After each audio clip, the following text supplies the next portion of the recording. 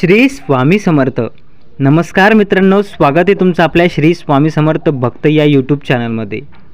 स्वामी भक्तांनो, सिद्धनकेरीचा सिद्धप्पा जंगम याबद्दल आपण स्वामी कथा ऐकणार आहोत.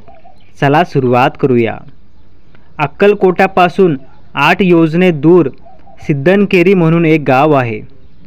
तेथे जंगम जातीचे गुरु सिद्धप्पा म्हणून महाधीश होते. त्यांचे उत्पन्न मोठे असून हत्ती, घोडे, गाई, म्हैशी वगैरे जनावरेही पुष्कळ होते.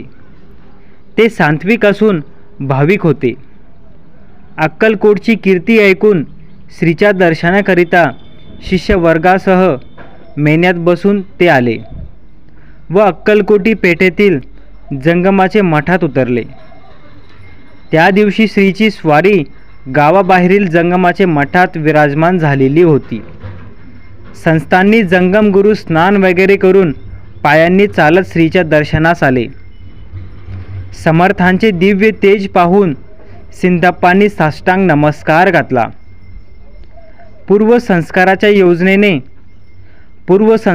योगाने अंतकरणात एकदम प्रकाश पडून अज्ञान नाहीसे झाले व श्री स्वामी समर्थांचे गुणानुवाद गाऊन नाचू लागले. नाचता नाचता एकदम श्रीचे चरण धरून म्हणाले, महाराज, आज माझे मनोरथ पूर्ण झाले. आपल्या दर्शनाने कृतकृत्य झालो. आता ही महिंती काय चुलीत घालायची आहे. महाराज, आता या चरणाशिवाय काही नको, असे म्हणून श्रीचे पुढे उभे राहिले. संध्याकाळ झाली. अन्न पाणी काही नाही. सर्व शिष्यमंडळीही उपाशी पडला. असे पाहून श्री सिद्धप्पास म्हणाले, अरे, तुला एक भाकर देतो, ती पचेल का.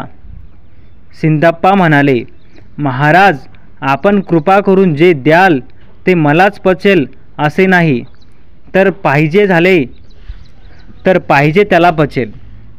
इतक्यात तेथे समोरच एक धनगर आला. त्यास समर्थ म्हणाले, अरे धनगरा, तुझ्याजवळ भाकर आहे, ती इकडे आण.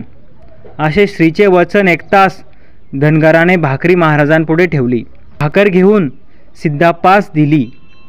जंगम हे शिवभक्त असून फक्त जंगमाशिवाय कोणाकडेही अन्नोदक घेत नाहीत. कोऱ्यांना मात्र घेण्याचा त्यांचा एक पर्याय आहे. असे असूनही सिद्धप्पांनी ती प्रसादिक भाकर ताबडतोब भक्षण केली. तो काय चमत्कार झाला पहा. मठ महंतींचा ताठा सुटला.